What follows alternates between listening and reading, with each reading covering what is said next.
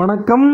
இந்த வீடியோல 18 சித்தர்கள்ல ஒருத்தரான தேரையர் சித்தருடைய முழுமையான வாழ்க்கை வரலாறை நம்ம தெரிஞ்சுக்க போறோம். இந்த சித்தரோட பேரு தேரையர். தேரையர்னா என்ன அர்த்தம் அப்படின்னு சொல்லி கேட்டா, தேரைன்னு சொன்னா ஒரு வகை தவளை அப்படின்னு அர்த்தம். தவளையோட பேரானது இந்த சித்தருக்கு ஏன் கிடைச்சிச்சு அப்படின்னு இந்த வீடியோல நம்ம தெரிஞ்சுக்க போறோம். ஒவ்வொரு சித்தரும் ஒரு விஷயத்துல ரொம்பவே சிறப்பானவங்களா இருப்பாங்க. அது மாதிரி இந்த தேரையர் சித்தரானவர் இந்த உடம்ப எப்படி பாதுகாக்கணும், இந்த உடம்புல நோய் நொடிகள் வராம எப்படி காப்பாத்திக்கிறணும், வந்தாலும் எப்படியெல்லாம் குணப்படுத்தணும் அப்படின்னு ரொம்ப தெள்ள தெளிவாக நிறைய குறிப்புகளை நமக்கு கொடுத்துட்டு போயிருக்காரு. ஒரு மனுஷனுடைய தேக உணர்வையும் அவனுடைய குரலை மட்டுமே வச்சுக்கிட்டு அவனுக்கு என்ன நோய் இருக்கு, அவனுக்கு என்ன மருந்து கொடுக்கணும் அப்படின்னு அந்த காலகட்டத்திலேயே தெள்ள தெளிவாக இந்த தேரையர்ங்கிற சித்தரால மட்டும்தான் சொல்ல முடிஞ்சிருக்கு. அகத்தியர் என்னதான் மூலிகை மருத்துவத்தில் எல்லாம் மிகச்சிறந்த முன்னோடியாக இருந்தாலும் இந்த தேரையர் அகத்தியரையே மிஞ்சிய, குருவையே மிஞ்சிய ஒரு சிஷ்யனாக இந்த மூலிகை மருத்துவத்தில் இருந்திருக்காரு. அப்படின்னா எவ்வளவு முக்கியமான ஒரு சித்தரை பத்தி நம்ம இன்னைக்கு பார்க்க போறோம் அப்படின்னு புரிஞ்சுக்கலாம். இன்னைக்கு காலகட்டத்தில் MBBS MDன்னு சொல்றாங்க பாருங்க, டாக்டர் ஆஃப் மெடிசன் அப்படின்னு இந்த மருந்துகளுக்காகவே சிறப்பாக இருக்கக்கூடிய ஒரு சித்தர், சித்த மருத்துவத்துடைய டாக்டர் ஆஃப் மெடிசனாக இருந்த தேரையர் சித்தருடைய வாழ்க்கை வரலாறு முழுசா பார்க்கலாம் வாங்க. என்னைக்குமே சித்த மருத்துவ உலகத்துல அவங்க கொடுக்கக்கூடிய ஏகப்பட்ட மருந்துகள், அவங்க சொல்லக்கூடிய ஏகப்பட்ட பத்திய முறைகள், இது எல்லாமே தேரையர் கொடுத்துட்டு போன குறிப்புகள் தான் அப்படின்னு சொன்னால் அதுல ஒன்னும் ஆச்சரியப்படுறது இல்ல.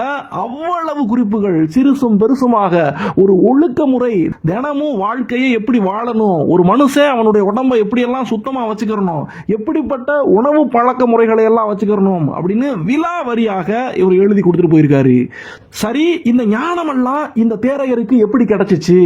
அகத்தியர் இவருடைய குருநாதர் அப்படின்னு சொல்லும் போது அகத்தியர் கிட்ட இருந்து இவர் எப்படி இந்த விஷயத்தை எல்லாம் கத்துக்கிட்டாரு அப்படின்னு சொல்லி பார்த்தா,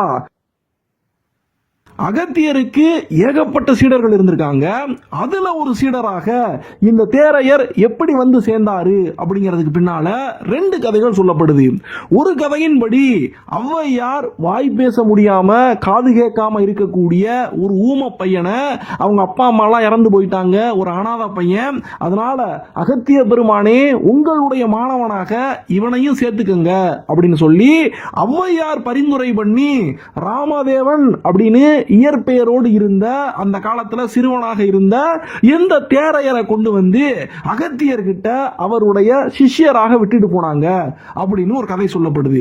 இன்னொரு விஷயம் எப்படி சொல்லப்படுதுன்னா, ராமதேவன் சொல்லப்படக்கூடிய வாய் பேச முடியாம இருந்த இந்த சின்ன பையனானவன் முதல்ல சௌமினி முனிவர், தர்ம சௌமினி முனிவர் அப்படிமாங்க, அவர்கிட்ட தான் சீடனாக இருந்தாருன்னும், ஆனா இவன் ஒரு சாதாரண மனுஷன் கிடையாது, வருங்காலத்துல ஒரு மிகப்பெரிய சித்த புருஷனாக இவன் வர்றதுக்கு நிறைய வாய்ப்புகள் இருக்கு அப்படின்னு அவருடைய சின்ன வயசுலயே இந்த தர்ம சௌமினி முனிவர் கண்டுபிடிச்சு, நமக்கு கீழே இவன் இருக்கிறத விட அகத்தியர்கிட்ட போகணும், முனிவனுக்கெல்லாம் முனிவனாக சித்தனுக்கெல்லாம் சித்தனாக இருக்கக்கூடிய அகத்தியர்கிட்ட போய் இவன் பாடம் படிச்சான்னு சொன்னா அவன் பிற்காலத்துல மிகப்பெரிய ஆளா வர்றதுக்கு ரொம்பவே உதவியா இருக்கும் அப்படின்னு சொல்லி இந்த தர்ம சௌமினி முனிவர் தான் அந்த சின்ன பையனை அகத்தியர்கிட்ட போய் நீ பாடம் படிச்சுக்க அப்படின்னு சொல்லி அனுப்பி வச்சாரு அப்படின்னு சொல்லப்படுது.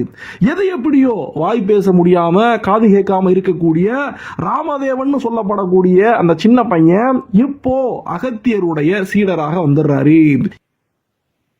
இந்த குருவும் சீடனும் இவங்க ரெண்டு பேரும் சேர்ந்து நிறைய வைத்திய முறைகளை கையாண்டிருப்பாங்க. அதுல அவன் சின்ன பையனாக இருக்கும் போதே குருவை மிஞ்சிய சீடன் அப்படின்னு எப்படியெல்லாம் நிரூபிச்சு வந்தாரு. அகத்தியருக்கே எந்த சிஷ்யன் தான் டாக்டர் ஆஃப் மெடிசனாக சித்த மருத்துவத்துடைய அத்தனை மூலிகைகளையும் கரைச்சி குடிக்கக்கூடியவனாக இருக்க போறான் அப்படின்னு அகத்தியருக்கு எப்படி இந்த சீடன் மேல அந்த ஒரு நம்பிக்கை வந்துச்சு அப்படின்னு இவங்க இந்த குரு சிஷ்யனுடைய கூட்டணியில நடந்த அந்த மருத்துவ அதிசயங்களை பத்தி எல்லாம் நம்ம வரிசையா பார்த்துட்டே போவோம். அத்தோடையே சேர்ந்து இவருடைய அருமை பெருமைகள், இவருடைய வாழ்க்கை வரலாறையும் நம்ம தெரிஞ்சுக்க போறோம். முதல் விஷயம், அகத்தியரும் இந்த வாய் பேச முடியாமல் இருக்கக்கூடிய சீடன் ராமதேவனும், இவங்க 2 பேரும், இது மட்டும் இல்லாம இன்னும் நிறைய சீடர்கள் இவங்களோடு வாழ்ந்து வரும்போது மதுரை ஆட்சி பண்ணிக்கிட்டு இருக்கக்கூடிய பாண்டிய மன்னன் கூன் பாண்டிய மன்னன், அந்த கூன் பாண்டிய மன்னன் அப்படிங்கிற அந்த பேரு அவனுடைய முதுகானது சின்ன வயசுலயே இள வயதிலேயே கூன் போட்டுருச்சு. அதனால கூன் பாண்டிய மன்னன் அப்படின்னு அவனுக்கு பேரு வந்திருக்கு. இந்த கூன் பாண்டிய மன்னனுடைய அவனுடைய முதுகு தண்டுவடத்தை நிமிர்த்தி வைக்க வேண்டிய பொறுப்பானது இப்போ அகத்தியருக்கு இருக்கு. ஏன்னு சொன்னா, நாட்டை ஆளக்கூடிய மன்னனுக்கு தான் ஒரு கோன் விழுந்த மன்னனாக இருக்கிறமே அப்படின்னு அவனுடைய மனக்குறையானது ரொம்ப நாளா இருந்துகிட்டு இருக்கு. மக்கள் எல்லாம் கூட அவனை கேலி பேசுறாங்க அப்படின்னு அந்த மன்னன் வருத்தப்பட்டுக்கிட்டு இருக்கான். அதனால அவன் அகத்தியர்கிட்ட போய், சாமி நீங்க தான் என்னை காப்பாற்றணும் அப்படின்னு கேட்கும்போது, அகத்தியர் கோன் பாண்டிய மன்னனுடைய அந்த கூன் விழுந்து போன முதுகு தண்டுவடத்தை நிமிர்த்துறதுக்காக தன்னுடைய சீடர்மார்களோடு சேர்ந்து நிறைய இடங்களுக்கு போய் அரிய பெரிய மூலிகைகளை எல்லாம் சேகரித்து வந்து அதை பூரா இடிச்சு பாத்திரங்கள்ல சாராக புழிஞ்சு வச்சு அதுக்கப்புறமா அதை கொதிக்க வைக்கிறாரு. இப்படி கொதிக்க வச்சு சரியான பதத்துல அந்த மூலிகை சாறை எடுத்து கொண்டு வந்து இந்த கோன் பாண்டிய மன்னனுடைய முதுகுல தேய்ச்சோம் அப்படின்னு சொன்னா, கோன் விழுந்து போயிருக்கக்கூடிய மன்னன் நல்லபடியாக சாதாரண மனிதர்களை போல எழுந்து நீண்ட நேரான முதுகு தண்டுவடத்தோட இருப்பான் அப்படின்னு அகத்தியர் அந்த மூலிகை சாரை தயாரிச்சுக்கிட்டு இருக்காரு. அப்படிப்பட்ட நேரத்தில் அந்த மூலிகை சாரானது நல்லா கொதி நிலையில கொதிச்சுக்கிட்டு இருக்கும் போது அரண்மனையில இருந்து அவருக்கு ஒரு அழைப்பு வந்துச்சுங்கிறாங்க. இல்ல வேற ஏதோ வேலையின் காரணமாக அந்த மூலிகையை கொதிக்க வச்சு சரியான பதத்துல இறக்க முடியாம அவரு அந்த இடத்துல இருந்து கிளம்பி போயிடுறாரு. சீடர்களுடைய பொறுப்புல அந்த மூலிகை சாரானது இப்ப கொதிச்சுக்கிட்டு இருக்கு. சீடர்கள் யாருக்குமே சரியான நேரத்தில் இந்த மூலிகை சாரை எப்ப இறக்கி வைக்கணும், அது சரியான பதத்துக்கு எப்ப வரும் அப்படிங்கிற விஷயத்த அகத்தியர் சொல்லி கொடுக்காமலே போயிட்டாரு. யாருக்குமே அந்த விஷயம் தெரியாது. இப்படியாக இந்த ஊமை பையன் ராமதேவன் மற்றும் அந்த இடத்துல இந்த கொதிக்கக்கூடிய இந்த மூலிகை சாறு கொதிக்கக்கூடிய இடத்துல ஆசிரமத்தில் இருக்கும்போது திடீர்னு அந்த இடத்துல ஒரு சலசலப்பு உண்டாகுது. காது கேட்காத பையனுக்கு கூட அந்த இடத்துல ஏதோ அதிருது அப்படின்னு புரிஞ்சுக்க முடியுது. எதனால இந்த ஆசிரமமானது, இந்த கூரையானது அதிருது அப்படின்னு அவன் அண்ணாந்து பார்க்கும்போது அவங்க ஆசிரமத்துல கூரையை தாங்கிக்கிட்டு இருந்த ஒரு மூங்கில் கம்பானது ரொம்ப காலமாக வளைஞ்சு போயே கிடந்திருக்கு. இந்த மூலிகையானது அந்த மூங்கில் கம்புக்கு கீழே வச்சு அவங்க கொதிக்க வைக்கும் போது ஒரு சரியான நேரத்தில் அந்த மூலிகை சாரானது சரியான பதத்துக்கு வந்த உடனேயுமே அதிலிருந்து கிளம்பி போன அந்த ஆவி பட்டு வளைஞ்சு போய் கிடந்த அந்த மூங்கில் கம்பு இப்ப நேராக நிமிர்ந்து போய் நிக்கிறத அந்த சிஷ்யன் பார்க்கறான். ஆஹா, குருநாதர் ஏதோ வேலையாக கிளம்பி போயிட்டாரு. மூலிகையானது சரியாக அந்த முதுகு தண்டவடத்தை நிமிர்த்தி வைக்கக்கூடிய அளவுக்கு நல்ல பதத்துக்கு இப்ப வந்துருச்சு. இதுதான் மூலிகை சாரை இறக்கி வைக்க வேண்டிய சரியான சமயம் அப்படின்னு சொல்லி அவன் இறக்கி வச்சு காத்து கிடக்கிறான். கொஞ்ச நேரம் கழிச்சு அகத்தியர் அந்த ஆசிரமத்துக்கு வந்து பார்க்கிறாரு. இப்படி மூலிகை சாரானது இறக்கி வைக்கிறத பார்த்து அங்க நின்னுக்கிட்டு இருந்த இந்த ராமதேவனை பார்த்து, ஏன்பா இப்படி இந்த மூலிகை சாத்தை இறக்கி வச்சுட்ட, அது சரியான பதம் எப்ப வரும், எப்ப இறக்கி வைக்கணும் அப்படின்னு உனக்கு தெரியுமா அப்படின்னு கேட்கும்போது அவன் செய்கையாலேயே செஞ்சு காட்டுறான். இங்க பாருங்க, வளைஞ்சு கிடந்த நம்முடைய ஆசிரமத்தினுடைய கூரையை தாங்கிக்கிட்டு இருந்த மூங்கிலே இப்போ நேராக நிமிர்ந்து போயிருக்கு அப்படின்னு சொல்லும்போது இதை வச்சுதான் இதுதான் சரியான மூலிகையினுடைய பதம் அப்படின்னு நான் புரிஞ்சுக்கிட்டேன்னு அவன் அகத்தியர்கிட்ட சாடமாடையாகவே சொல்லும் போது, ஆஹா, எவ்வளவு சமயோகித புத்தியும் எவ்வளவு அறிவு கூர்மையும் இவனுக்கு இருக்கு அப்படின்னு அந்த நேரத்திலேயே அகத்தியர் இந்த சின்ன பையன் மேல நம்பிக்கை வைக்க ஆரம்பிச்சிருக்காரு. அவனை பாராட்ட ஆரம்பிச்சிருக்காரு. அப்படியாக அவங்க தயாரிச்ச அந்த மூலிகை மருத்துவத்தால கோன் பாண்டிய மன்னனுடைய முதுகானது நேராக நிமிர்ந்துச்சு அப்படின்னு ஒரு தகவல் சொல்லப்படுது. இது ஒரு முக்கியமான சம்பவம். முதல்ல இந்த குரு சிஷ்யனுடைய இவங்களுடைய கூட்டமைப்புல உருவான ஒரு அதிசயம். அடுத்து ரெண்டாவதா ஒரு அதிசயம். இந்த அதிசயம் நடந்ததுக்கு அப்புறமா தான் ராமதேவன் இருந்த அந்த சின்ன பையனுக்கு தேரையர் அப்படிங்கிற பேரே கிடைக்குது. அதாவது தவளையுடைய பேரோடு சம்பந்தப்பட்ட ஒரு பேரானது அவனுக்கு கிடைக்குது. அப்படி என்ன அதிசயம் நடந்துச்சு அப்படின்னு சொல்லி கேட்டா, காசி மன்னன் அப்படின்னு ஒரு ராசா இருந்திருக்காரு. அவருக்கு காசிவர்மன் அப்படிங்கிற பேரும் சொல்லப்படுது. இந்த ராசாவுக்கு பல காலமாக தீராத தலைவலி இருந்திருக்கு. இந்த தலைவலி ஏன் வருது, எதுக்கு வருது அப்படின்னு மன்னனால கண்டுபிடிக்கவே முடியல. ராஜ வைத்தியம் பண்ணி பார்க்கறாங்க.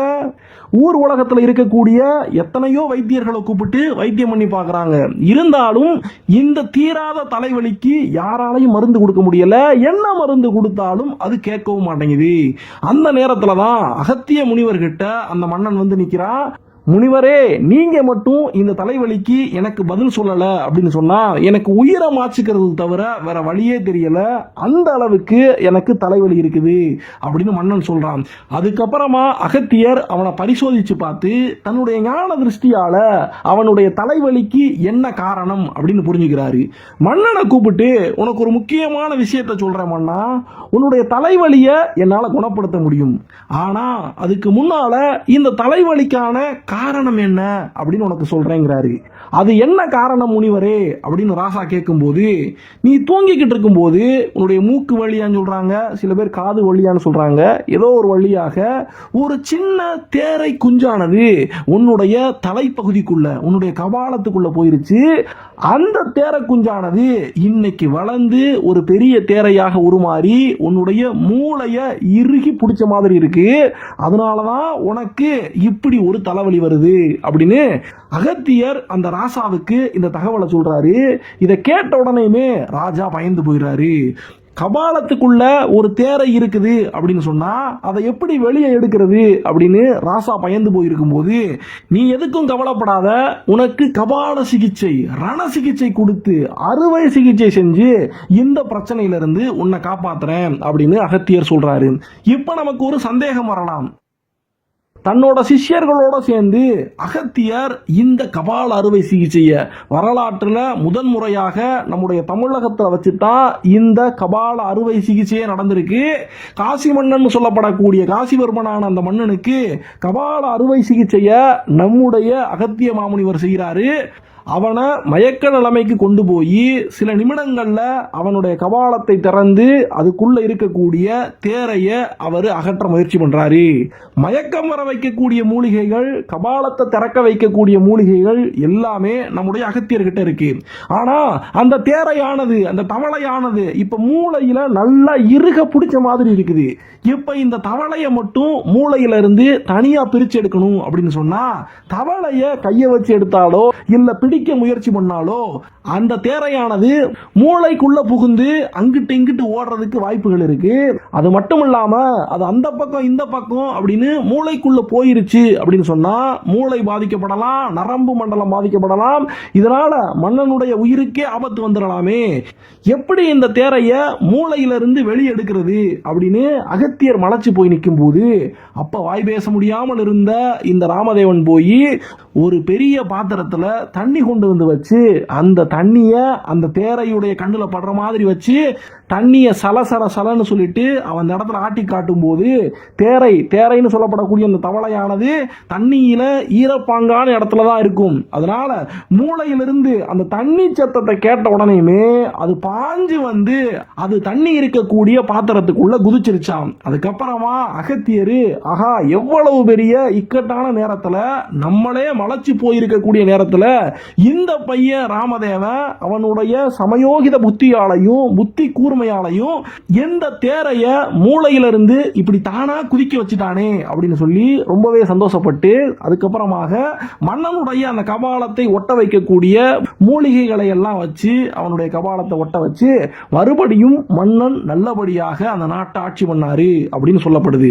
எப்படியாக மூளைய பற்றி பிடிச்சுக்கிட்டு இருந்த தேரையவே மூளையிலிருந்து தானாக பிரிச்செடுத்த அந்த பெருமை இந்த ராமதேவன் சொல்லப்படக்கூடிய அந்த சிஷ்யன் கிட்ட இருந்ததுனால தேரைய பிரிச்செடுத்தவர் அப்படிங்கிறதுனால தேரையர் அப்படிங்கிற அந்த சிறப்பு பெயரானது அவருக்கு கிடைச்சிச்சு அப்படின்னு நமக்கு சொல்லப்படுது.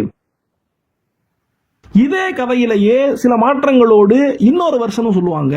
அதுல என்னன்னா, காசி மன்னன் காசிவர்மன் சொல்லப்படக்கூடிய அந்த மன்னனுக்கு பதிலாக திரணதூமாக்கினி அப்படின்னு சொல்லப்படக்கூடிய கபாடபுரத்துல இருந்து தமிழ் இலக்கணம் படைச்சு கொடுத்த தொல்காப்பியருக்கு தான் இப்படி தலைவலி பிரச்சனை இருந்துச்சுன்னு சொல்லப்படுது.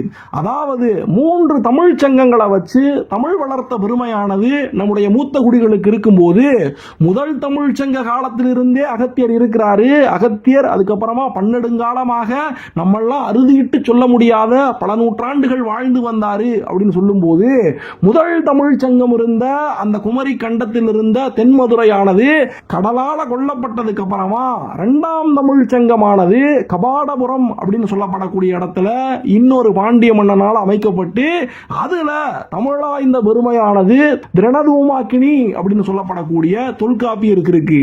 அப்படிப்பட்ட தொல்காப்பியருக்கு இப்படி ஒரு தலைவலி இருக்குது அப்படிங்கிறத எங்கும் சரி செய்ய முடியல அப்படின்னு தன்னுடைய குருநாதராக, தொல்காப்பியருக்கே குருநாதராக இருந்த அகத்தியர்கிட்டயே வந்து அவர் மன்றாடி கேட்டு, எனக்கு இதுல இருந்து விடுதலை கொடுங்க அப்படின்னு கேட்கும்போது, அகத்தியர் தன்னுடைய சீடனாக இருந்து இன்னைக்கு தமிழ் வளர்க்கக்கூடிய திரணதூமாக்கினின்னு சொல்லப்படக்கூடிய தொல்காப்பியருக்கு இந்த பிரச்சனை, இந்த தலைக்குள்ள தேரை பிரச்சனையானது அவருக்கு இருக்குது அப்படின்னு கண்டுபிடிச்சு, இப்ப மேல் சொன்ன அந்த வைத்தியத்தை அந்த தொல்காப்பியருக்கு தான் அகத்தியர் கொடுத்தாரு. தொல்காப்பியருடைய தலையில அந்த மூளையில இருந்த தேரையத்தான் நம்முடைய ராமதேவன் சொல்லப்படக்கூடிய தேரையர் எடுத்து வெளியே விட்டாரு அப்படின்னு இந்த கதையானது நகர்ந்து போகும். இதுல நம்ம கவனிக்க வேண்டிய ஒரு விஷயம் என்னன்னா, காசிவர்மன் சொல்லப்படக்கூடிய அந்த ராசாவுடைய கதையில அவர் தூங்கிக்கிட்டு இருக்கும் போது மூக்கு வழியாகவோ காது வழியாகவோ ஒரு சின்ன தேரை குஞ்சு போய் அது கபாலத்துக்குள்ளேயே வளர்ந்துச்சுன்னு சொல்றாங்க பாருங்க. ஆனா இந்த தொல்காப்பியருடைய கதையில என்ன சொல்லுவாங்கன்னா, தொல்காப்பியருக்கு ஜலநேத்தி அப்படின்னு சொல்லப்படக்கூடிய ஒரு யோக முறை, சித்த புருஷர்கள் எல்லாம் கடைபிடிக்கக்கூடிய யோக முறை. எப்படி நம்ம உடம்பை எல்லாம் குளிச்சு சுத்தம் பண்றோமோ அது மாதிரி நாசி துவாரத்தை எல்லாம் சுத்தம் பண்றதுக்காக ஜலநேத்தின்னு சொல்லி ஒரு மூக்குல ஒரு நாசியின் வழியாக அவங்க தண்ணீரை எடுத்து மறுநாசியின் வழியாக விடுவாங்களாம். இப்படி ஒரு நாசியிலிருந்து மறுநாசி மட்டும் இல்லாம அந்த காலகட்டத்தில் அவங்களுடைய தலைப்பகுதியை கபாலத்தை எல்லாம் சுத்தம் பண்ணுவாங்க அப்படின்னு சில தகவல்கள் சொல்லப்படுது. அந்த ஒரு யோக பயிற்சியை கடைபிடிக்கும் போதுதான் சின்ன நுண்ணுயிரியாக அந்த தண்ணிக்குள்ள இருந்த ஒரு தவளை குஞ்சு, ஒரு தேரை குஞ்சானது இவருடைய மூளை பகுதிக்கு போய் சேர்ந்து அங்கேயே வளர்ந்து மூளையை நல்லா இறுக்கி பிடிச்சு அந்த தலைவலியை உருவாக்கியிருக்கு அப்படின்னு இந்த கதையில சொல்லப்படும். தொல்காப்பியருக்கு அந்த கபால அறுவை சிகிச்சையை அகத்தியர் செய்யறதுக்கு முன்னால சம்மோகினின்னு சொல்லப்படக்கூடிய மூலிகையை வச்சு அவருக்கு மயக்க மருந்து கொடுத்து மயக்கத்தில் ஆழ்த்தினாராம். அதுக்கப்புறமா ஒரு வகையான மெழுக இந்த கபாலம் முழுக்க தடவனதுக்கு அப்புறமா அந்த மண்டை ஓடானது திறந்துச்சு அப்படின்னு சொல்றாங்க. அந்த அறுவை சிகிச்சையானது முடிஞ்சு தேரையானது தண்ணிக்குள்ள குதிச்சதுக்கு அப்புறமா அந்த மண்டை ஓட்டை ஒட்டுறதுக்காக சந்தான கரணி அப்படின்னு சொல்லப்படக்கூடிய ஒரு மூலிகை கலவையை வச்சுதான் அகத்தியர் பிளந்து கிடந்த அந்த கபாலத்தை ஒட்டினாராம். அதுக்கப்புறமா கொஞ்ச நேரம் கழிச்சு மறுபடியும் சஞ்சீவினி மூலிகையை கொடுத்து அவருடைய மயக்கத்தை, தொல்காப்பியருடைய மயக்கத்தை அவர் தெளிய வச்சாரு அப்படின்னு தகவல் சொல்லப்படுது. இப்படி தன்னையும் மிஞ்சின ஒரு சிஷியனாக இந்த தேரையர் அவருக்கு கிடைச்சதுனால தன்னுடைய தெய்வீக தன்மையால அவனுடைய ஊமை தன்மையை நீக்கி அவனுக்கு பேசும் சக்தியை அகத்திய பெருமான் கொடுத்தாரு அப்படின்னு சொல்லப்படுது. எப்படி இப்ப 2 அதிசயங்களை நம்ம பார்த்துட்டோம். முதல் அதிசயமானது அந்த கூன்பாண்டிய மன்னனுடைய முதுகு தண்டுவடமானது மறுபடியும் சீராக ஆகிறதுக்கு எப்படி நம்முடைய தேரையர் உதவி செஞ்சார்னு பார்த்தோம். அதுக்கப்புறமா அவருடைய பெயர் காரணத்துக்கே காரணமாக இருந்த அந்த முக்கியமான கபால அறுவை சிகிச்சை, இதையும் பார்த்துட்டோம். இந்த 2 முக்கியமான விஷயங்களுக்கு அப்புறமா மூணாவதா குருவை மிஞ்சக்கூடிய சீடன் அப்படின்னு இன்னொரு சமயத்திலையும் அவர் நிரூபிக்கிறாரு. அது எப்படின்னா, ஒரு சமயத்துல அந்த பகுதியில் இருந்த ஒரு சித்தர், ஒரு முனிவருக்கு ரொம்ப நாளாக உடம்பு சரியில்லை, அவருக்கு வயிற்று வலின்னு சொல்லப்படுது. இந்த வயிற்று வலியை தீர்க்கிறதுக்காக அகத்தியர் அவருக்கு ஒரு மருந்து கொடுக்கிறாரு. அந்த மருந்தை குடிச்சதுக்கு அப்புறமாவும் அவருக்கு வயிற்று வலி குணமாகல. அகத்தியரே வந்து மருந்து கொடுத்தும் ஒரு வயிற்று வலி குணமாகல அப்படிங்கிறது ரொம்பவே ஆச்சரியமான விஷயம். அதனால அகத்தியரே மலைச்சு போய் நிற்கும் போது தேரையர் வந்து அகத்தியர் கொடுத்த அதே மருந்தை எடுத்து அந்த சித்தருக்கு கொடுக்கிறாரு. அதை குடிச்சதுக்கு அப்புறமா அவருடைய வயிற்று வலியான நோயானது குணமாகுது. இதுக்கு பின்னால என்ன ஒரு ஆச்சரியம் இருக்கு, எதனால இப்படி நடந்துச்சு அப்படின்னு கேட்கும்போது, அகத்தியர் அந்த மருந்தை அவர்கிட்ட கொடுத்து குடிக்க சொன்னாரு. ஆனா தேரையர் அதே மருந்தை எடுத்து கடுக்காய் குச்சின்னு சொல்லி ஒரு குச்சி, இந்த குச்சிக்கு நடுவுல ஒரு ஸ்ட்ரா மாதிரி நல்ல துளை இருக்கும், அந்த துளை வழியாக பல்லுல படாம அதே மருந்த அவருடைய வயிற்றுக்குள்ள நேரடியாக போய் சேரும்படி நம்முடைய தேரையர் கொடுத்திருக்காரு. ஏன்னு சொன்னா அவருடைய வாயில அவருடைய பல்லுல இருந்த கிருமிகள், அதெல்லாம் தான் அவருடைய பல்லுல இருந்த கிருமிகள், அந்த விஷத்தன்மை தான் இவங்க உருவாக்கின அந்த மருந்தையே பலனில்லாம போகும்படி செஞ்சுச்சாம். அதனால இது பல்லுல படாம அந்த விஷத்தன்மையானது இந்த மருந்துடைய குணநலன்களை பாதிக்கப்படாம உள்ள அனுப்பணும் அப்படிங்கிற விஷயமானது தேரையருக்கு அகத்தியரை விட தெளிவாக தெரிஞ்சதுனால அவருடைய வயிற்று வலிய தேரையரால தான் குணப்படுத்த முடிஞ்சுன்னு சொல்றாங்க.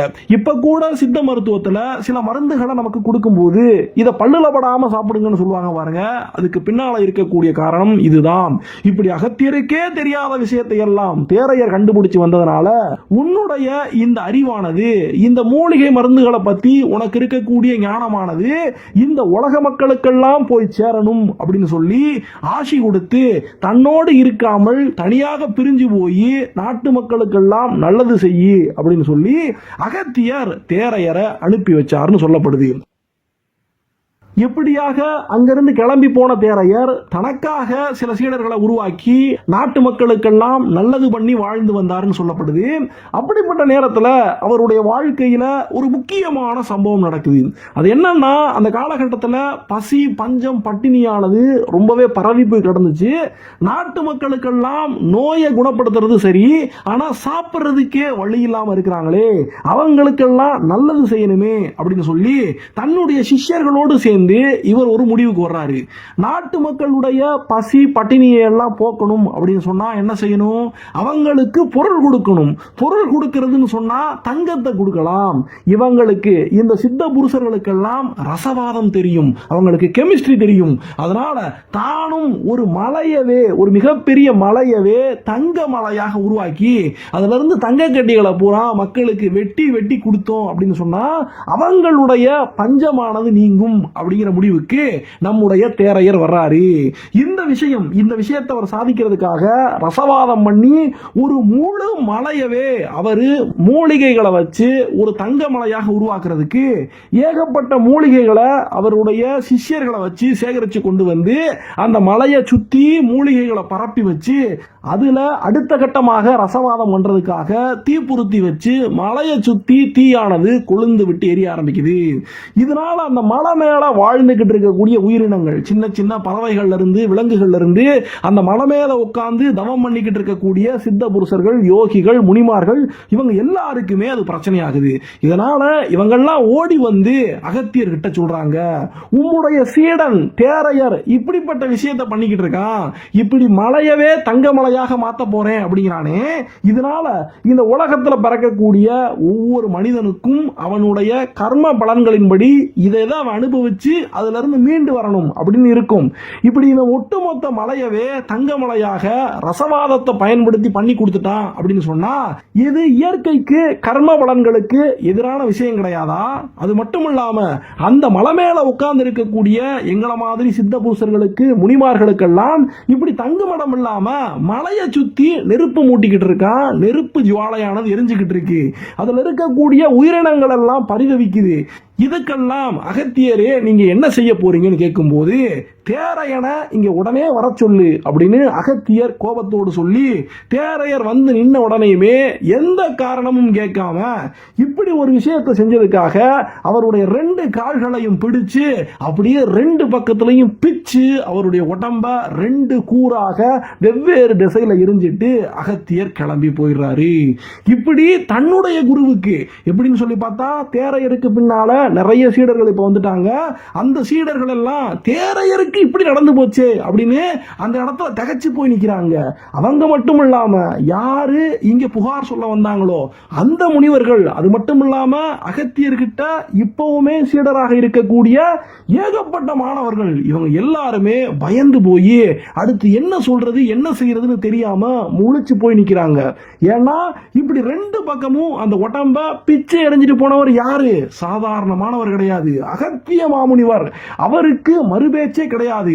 அவர் எது செஞ்சாலும் அது சரிதான் அப்படிங்கிற மாதிரி தேரையருடைய வாழ்க்கையானது இந்த இடத்துல முடிஞ்சு போச்சு அப்படின்னு எல்லாரும் திகைச்சு போய் நிக்கிறாங்க. இப்படி தேரையரை 2 துண்டாக பிச்சு எரிஞ்சிட்டு அகத்தியர் அந்த இடத்துல இருந்து கிளம்பி போயிறாரு. எல்லாரும் கிளம்பி போயிடுறாங்க. அதுக்கப்புறமா தான் தேரையருடைய சீடர்களுக்கு அவங்க குருநாதர் சொல்லி கொடுத்த அத்தனை விஷயமும் தெரியுது. அவர் குருநாதர் என்ன சொல்லி கொடுத்தாருன்னா, இந்த கபால அறுவை சிகிச்சை செய்யும் போது கபாலத்தையே எப்படி புழக்கிறது, மறுபடியும் அதை எப்படி ஒண்ணாக்குறது, ஒட்ட வைக்கிறது அப்படிங்கிற மூலிகை மருந்துகளை பூரா அகத்தியர் வழியாக தேரையர் தெரிஞ்சு வச்சிருக்காரு. தேரையர் அந்த முக்கியமான ரகசியத்தை தான் மட்டும் வச்சுக்கிறணும் அப்படின்னு நினைக்காம தன்னுடைய சீடர்களுக்கெல்லாம் சொல்லி கொடுத்திருந்தாரு. அதனால அவரே இப்போ 2 துண்டாக பிளந்து கிடக்கும் போது கூட அவங்க சீடர்களுக்கு குருநாதர் சொல்லி கொடுத்த அத்தனை விஷயமும் மனசுக்குள்ள வந்து அவருடைய 2ஆ பிரிஞ்சு போயிருக்கக்கூடிய உடம்ப ஒட்ட வச்சு அந்த மூலிகையை அவருடைய உடம்ப ஒட்டுறதுக்கு பயன்படுத்தி சில மந்திரங்களை எல்லாம் சொல்லி அவரை மறுபடியும் உயிரோட எழுப்புனாங்க அப்படின்னு சொல்லப்படுது.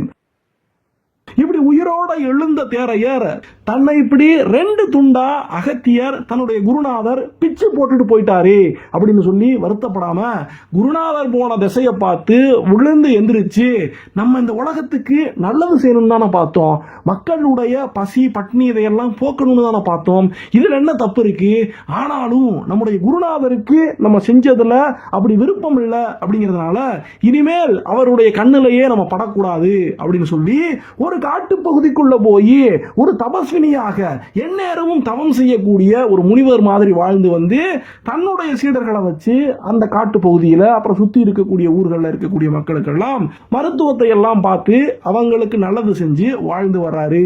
அப்படி அனமயம் அப்படிங்கிற காட்டுக்குள்ள அவர் வாழ்ந்து வரக்கூடிய நேரத்தில் ஒரு முக்கியமான திருவிளையாடல் நடக்குது.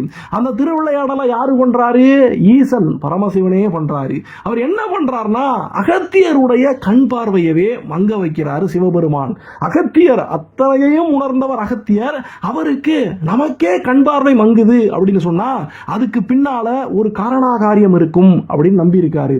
அப்படி நம்பி இருக்கக்கூடிய நேரத்தில் அகத்தியருடைய சீடர்கள் எல்லாம் என்ன பண்றாங்க, சாமி உங்களுக்கு கண் பார்வையை திரும்ப கொண்டு வரதுக்கு எங்களுக்கு வழி தெரியாது, ஆனா ரொம்ப தூரம் தள்ளி இருக்கக்கூடிய அனமயம் அப்படிங்கிற காட்டுக்குள்ள ஒரு தவசீலர் வாழ்ந்து வராராம். அந்த முனிவர் அந்த சித்தர் அங்க இருக்கக்கூடிய மக்களுக்கெல்லாம் எல்லா நோய்களையும் குணப்படுத்தி வராராம். அவரை போய் உங்களுடைய கண் பார்வை திரும்ப கிடைக்கிறதுக்கு மருந்து கொடுக்கிறதுக்காக நாங்க கூப்பிட்டுட்டு வரட்டுமா அப்படின்னு சீடர்கள் கேட்கிறாங்க. அகத்தியரும் இதுக்கு பின்னால என்ன நடக்க போகுது அப்படின்னு அவர் உணர்ந்தவராக இருந்தாலும் அதை பரிசோதிக்கும் விதமாக அவருடைய சீடர்களை எல்லாம் சரி போங்க போய் அனமயத்தில் இருக்கக்கூடிய அந்த தவசீலரை கூப்பிட்டு வாங்க, ஆனா நீங்க போகக்கூடிய வழியில எல்லாம் நீங்க தூங்கும் போது இரவுல தூங்கும் போது புளிய மரத்துக்கு கீழே தான் படுத்து தூங்கணும் அப்படின்னு தன்னுடைய சீடர்கள் கிட்ட சொல்லி அவர் அனுப்பி வச்சிருக்காரு. சீடர்களும் இப்படி கிளம்பி அனமயம் காட்டுக்கு போகும்போது 6 நாட்கள் தொடர்ச்சியாக அவங்க பயணம் பண்ணி போகும்போது இரவு நேரத்துல எல்லாம் குருநாதர் சொன்ன மாதிரி புளிய மரத்துக்கு கீழேயே படுத்து படுத்து எந்திரிச்சு நம்முடைய அனமயம் காட்டுக்குள்ள தான் யாரு அப்படிங்கறதையே வெளிக்காட்டிக்காம குருநாதர் இப்படி செஞ்சதுக்கு என்ன காரணம் அப்படின்னு தெரியாம கிட்டத்தட்ட ஒரு தலைமறைவு வாழ்க்கை மாதிரி தான் யாருன்னே தெரியாம இந்த காட்டுக்குள்ள வாழ்ந்துகிட்டு இருக்கக்கூடிய தேரையரை போய் இந்த சீடர்கள் பார்க்கறாங்க. இவங்களுக்கும் இப்ப தேரையரை அடையாளம் தெரியல. நல்ல தாடி மீசையெல்லாம் வளர்த்து ஒரு மிகப்பெரிய முனிவர் மாதிரி அனமயம் காட்டுக்குள்ள பல வருஷங்களாக வாழ்ந்துகிட்டு இருக்காரு. அதனால இவரை பார்த்து அகத்தியருக்கு கண் பார்வை வர்றதுக்கு நீங்க தான் சாமி உதவி செய்யணும் அப்படிங்கிற அந்த செய்தியை சொல்லிக்கிட்டு இருக்கும் போதே வந்திருந்த சீடர்கள் நிறைய பேர் ரத்த வாந்தி எடுக்கிறாங்க. எதனால இவங்க ரத்த வாந்தி எடுக்கிறாங்க அப்படிங்கிற விஷயத்த தூண்டி திருவி ஆராயும் போது எங்களுடைய குருநாதர் இப்படியெல்லாம் எங்களை புளிய மரத்துக்கு கீழே படுத்து உங்களை வந்து பார்க்கணும் அப்படின்னு சொல்லியிருக்காருன்னு சொன்னதுக்கு அப்புறமா அங்க அனமயம் காட்டுக்குள்ள இருக்கக்கூடிய நம்ம தேரையர் சொல்றாரு, இந்த ரத்த வாந்திக்கு உங்களுக்கு எந்த வைத்தியமும் தேவையில்லை, திரும்பி போகும்போது நீங்க புளிய மரத்துக்கு கீழே படுத்து போகாதீங்க, வேப்ப மரத்துக்கு கீழேயே படுத்து படுத்து போங்க, உடம்பு சரியா போகும் அப்படின்னு அவரு சொல்லி அனுப்பிச்சாருங்கிறாரு. இப்படி இந்த சீடர்களை முன்னால அனுப்பிட்டு பின்னாலேயே நம்முடைய தேரையரும் அகத்தியரை பார்க்க போறாரு. இப்படி சீடர்கள் முன்னால கிளம்பி போனவங்க உடம்புக்கு எந்த பிரச்சனையும் இல்லாம அகத்தியர் முன்னால நிற்கும் போது அகத்தியருக்கு அப்பவே புலப்பட்டு போயிருது. நம்ம இவங்களை புளிய மரத்துக்கு கீழே ராத்திரி நேரத்துல படுத்து தூங்கிட்டு போக சொன்னோம். அப்படி தூங்கும் போது இவங்களுக்கு உடம்புக்கு ஒவ்வாத நச்சு காத்து தான் கிடைச்சிருக்கும். அது மட்டும் இல்லாம உடம்புல சூடேறி போயிருக்கும். அதனால உடம்பு சரியில்லாம போயிருக்கிறதுக்கு நிறைய வாய்ப்புகள் இருக்கு. இவங்க எப்படிப்பட்ட ஒரு ஆள்கிட்ட போயிருக்காங்க, தேரையர் மாதிரியான ஒரு ஆள்கிட்ட போனாதான் இவங்களுக்கு ஏன் ரத்த வாந்தி வருது அப்படின்னு கண்டுபிடிச்சு அதுக்கு சரியான வைத்தியத்தை அவன் கொடுத்து அனுப்பியிருக்க முடியும். அதனால வரக்கூடியவன் தேரையன் தான் அப்படின்னு நம்முடைய அகத்தியர் ரொம்ப திண்ணமாக இருக்கிறாரு. தேரையரும் வர்றாரு, தான் யாரு அப்படிங்கிறத வெளிக்காட்டிக்காமலே வந்து சில மூலிகை மருந்துகளை எல்லாம் அகத்தியருடைய கண்களில் விட்டு அவருடைய பார்வையை சீராக்குறாரு. அப்படி தன்னுடைய பார்வை சீரானதுக்கு அப்புறமா அங்க நிக்கக்கூடியவர், அங்க தாடி மீசையோடு உருவமே தெரியாம நிக்கக்கூடியவன் தேரையன் தான் அப்படின்னு தான் கண்டு கொண்டேன் அப்படிங்கிற விஷயத்த அவர் தேரையர்கிட்ட சொல்லும் போது தேரையரும் அவருடைய காலில் விழுந்து அவர்கிட்ட சரணடைகிறாரு. இப்படி தேரையரை மறுபடியும் அகத்தியர் ஏத்துக்கிட்டதுக்கு அப்புறமா தேரையருக்கு இன்னொரு பரீட்சை வைக்கிறாரு. அது என்னன்னா, எனக்கு கண்வெடிச்சான் மூலிகை வேணும் அப்படிங்கிறாரு. கண்வெடிச்சான் மூலிகை அப்படின்னா என்னன்னு சொல்லி கேட்டோம்னா, கண்ணுல ஏற்படக்கூடிய எந்த பிரச்சனையையும் குணமாக்கக்கூடிய ஒரு மூலிகை. எந்த மூலிகையை நீ எனக்கு கண்டுபிடிச்சு கொண்டு வரணும் அப்படின்னு அகத்தியர் தேரையர்கிட்ட சொல்லும் போது தேரையரும் சரிங்கிறாரு. ஆனா இதுல ஒரு முக்கியமான விஷயம் இருக்கு. இந்த கண்வெடிச்சான் மூலிகையை யாரு பறிக்கிறாங்களோ அந்த மூலிகையை பறிக்கும் போது அதுல இருந்து வரக்கூடிய அந்த விஷக்காத்தானது, அந்த புகையானது பறிக்கிறவங்களுடைய கண் பார்வையவே கெடுத்துரும். மற்றவங்களுக்கு வேணா அது மூலிகையா மாறி அவங்கள குணப்படுத்தும். ஆனா பறிக்கிறவங்களுடைய கண் பார்வை நிச்சயமா போயிரும் அப்படிங்கிற விஷயமானது அகத்தியருக்கும் தெரியும், தேரையருக்கும் தெரியும். இருந்தாலும் தேரையர் சொல்றாரு, கண்டிப்பாக அந்த கண்வெடிச்சான் மூலிகையை நான் பறிச்சு கொண்டு வருவேன் தன்னுடைய குருநாதர் கேட்டதுக்காக அப்படின்னு சொல்லி இங்க இருந்து கிளம்பி போறாரு. கிளம்பி போனவர் பொதிகை மலை முழுக்க சுத்தி வராரு. அவருக்கு கண்வெடிச்சான் மூலிகையை தவிர மற்ற எல்லா மூலிகையும் கிடைக்குது. புதுசா ஏகப்பட்ட மூலிகைகளை கண்டுபிடிக்கிறாரு. அந்த மூலிகைகளுடைய மருத்துவ குணங்களை எல்லாம் புரிஞ்சுக்கிறாரு. தனக்கு தெரியாத மூலிகைகள் எதுவுமே இல்லை அப்படிங்கிற அளவுக்கு பொதிகை மலையை சல்லடை போட்டு சளிச்சு எடுத்துறாரு. கடைசியாக பொதிகை மலை உச்சியில ஒரு இடத்துல அவருக்கு கண்வெடிச்சான் மூலிகையும் கிடைச்சிருது. ஆனா மூலிகை கிடைச்சதுக்கு அப்புறமா இந்த மூலிகையை இப்ப அவரால் புடுங்க முடியாது. புடுங்கினா கண் பார்வை போயிரும். அதனால என்ன செய்யறது, எப்படி புடுங்கிறது அப்படின்னு தேரையர் நினைச்சுக்கிட்டு இருக்கும்போது அந்த இடத்துலயே உட்கார்ந்து தேவியை நினைச்சு, அம்மனை நினைச்சு அவர் தியானம் பண்ண ஆரம்பிச்சாரு. அவருடைய தியானத்தின் பலனாக அங்க தேவி பிரசன்னமாகி அந்த மூலிகையை தானே பறிச்சு ஒரு இலையில சுத்தி தேரையருடைய கையில கொடுத்துட்டு தேவி மறைஞ்சு போனாங்கன்னு சொல்லப்படுது. அந்த மூலிகையை கொண்டு வந்து அகத்தியர்கிட்ட இவர் ஒப்படைக்கும் போது எவ்வளவு தூரம் சின்ன பையனாக வந்து சேர்ந்திருந்த ராமதேவன் இப்போ ஒரு மிகப்பெரிய சித்த புருஷனாக மாறி இருக்கான் அப்படின்னு அகத்தியர் புரிஞ்சுக்கிட்டார்னு சொல்லப்படுது. அதுக்கப்புறமா தேரையர் பொதிகை மலையில அவர் சுத்தி திரிஞ்சு படிச்சு வச்சிருந்த அத்தனை மூலிகைகளை பத்தியும் நூல்களாக எழுது அப்படின்னு அகத்தியர் சொன்னதின் பேரில் தேரையரும் பல நூல்களை இந்த உலகத்துக்கு கொடுத்துட்டு போயிருக்காரு. இப்படி மூலிகை நூல்கள் மட்டுமில்லாம வருமுன் காப்போம்னு சொல்லும்படியாக பிணி அணுகா விதி அப்படின்னு சொல்லி சாப்பிட்றதுல கூட உண்ணுங்கால் நீர் சுருக்கி மோர் பெருக்கி நெய் உருக்கி உண்பவர்தம் பேரை உரைக்கீழ் போமே பிணி அப்படின்னு எப்படி சாப்பிடணும் அப்படின்னு கூட அவர் சொல்லி கொடுத்துட்டு போயிருக்காரு. பிணி நம்முடைய உடம்பு அணுகாம இருக்கிறதுக்கு என்னவெல்லாம் செய்யணும் அப்படிங்கிறத விரிவாக எடுத்து கொடுத்திருக்காரு. இவருடைய ஜீவ சமாதியானது இன்னைக்கு தென்காசி மாவட்டத்தில் இருக்கக்கூடிய தோரணமலைமாங்க பொதிகை மலையுடைய ஒரு பகுதியாக இருக்கக்கூடிய முக்கூடல் கடையத்துக்கு பக்கத்தில் வரக்கூடிய தோரணமலை அப்படிங்கிற பகுதியில் இவருடைய ஜீவசமாதியானது இருக்குது. அழகர் மலையில ஜீவசமாதி ஆயிருக்கக்கூடிய ராமதேவ சித்தர், யாக்கோபு சித்தர்னு சொல்லப்படக்கூடிய ராமதேவ சித்தரும் இவரும் ஒருவரே அப்படின்னு சில சாரார் சொல்றாங்க. சில பேரு இவருடைய இயற்பெயர் மட்டும்தான் ராமதேவன், ஆனா ராமதேவ சித்தர் வேற தேரையர் சித்தர் வேற அப்படின்னு அறுதிட்டு சொல்றாங்க. எந்த தேரையர் சித்தருக்கு பல சீடர்கள் இருந்தாலும் யூகிமுனி அப்படின்னு சொல்லப்படக்கூடிய ஒரு சிறப்பான சீடர் இருந்தாரு. அவரும் இவரை மாதிரி நிறைய மருத்துவ நூல்களை நமக்கு கொடுத்துட்டு போயிருக்காரு. குழந்தை பிறக்கிறது முதற்கொண்டு ஏகப்பட்ட விஷயங்களை அவரு தன்னுடைய நூல்களை எல்லாம் நமக்கு கொடுத்துட்டு போயிருக்காரு. தேரையர் சித்த மருத்துவ உலகத்துக்கும் இந்த உலக உயிர்களுக்கும் பதார்த்த குண சிந்தாமணி அப்படின்னு ஒரு முக்கியமான நூலை கொடுத்துட்டு போயிருக்காரு. அதுல ஏகப்பட்ட தகவல்கள் இந்த காலத்துக்கும் எந்த காலத்துக்கும் தேவைப்பட்ட ஏகப்பட்ட தகவல்கள் கொடுக்கப்பட்டிருக்கு. நீர்க்குறி நூல், நோய்க்குறி நூல், தைல வர்க்க சுருக்கம், வைத்திய மகாவெண்பா, மணிவெண்பா, மருந்து பதம், குலைபாடம் அப்படின்னு ஏகப்பட்ட நூல்களை அவர் எழுதி வச்சிருக்காரு. மாயமயக்கம் நீக்கி காயகல்பம் தேடி மீளிகை உணர்ந்து முதுகுக்கூன் நிமிர்த்திய அகத்தியர் சீடரே உன் பாதம் சரணம் அப்படின்னு சொல்லி தேக சுத்தியோடு அவரை நம்ம கும்பிட்டு வந்தோம் அப்படின்னு சொன்னா நமக்கு எல்லா நலனையும் இந்த தேரையர் கொடுப்பாரு அப்படின்னு சொல்லப்படுது. அகத்தியர் மெச்சிய சீடரே போற்றி, குறிப்பறிந்து குறை தீர்க்கும் குணசீலரே போற்றி, சஞ்சலங்கள் தீர்க்கும் சாந்த சுரூபரே போற்றி, சகல பாவங்களை போக்குபவரே போற்றி, சித்த சுத்தி உடையவரே போற்றி, சிவனை பூஜிப்பவரே போற்றி, துக்கத்தை போக்குபவரே போற்றி, கண் ஒளி தந்த கருணையே போற்றி, வெள்ளை வஸ்திரம் தரிப்பவரே போற்றி, நோய் தீர்க்கும் மருந்தே போற்றி, தேரையை அகற்றிய தேரையரே போற்றி, ஞானமளித்து துக்கம் போக்கும் சித்தியே போற்றி அப்படின்னு சொல்லி அவரை நம்ம கும்பிட்டு வரணும்னு சொல்லப்படுது. எந்த வீடியோ உங்களுக்கு பிடிச்சிருந்துச்சுன்னா ஒரு லைக் கொடுங்க. இந்த வீடியோ எப்படி இருந்துச்சுன்னு கமெண்ட்ஸ்ல சொல்லுங்க. நன்றி, வணக்கம்.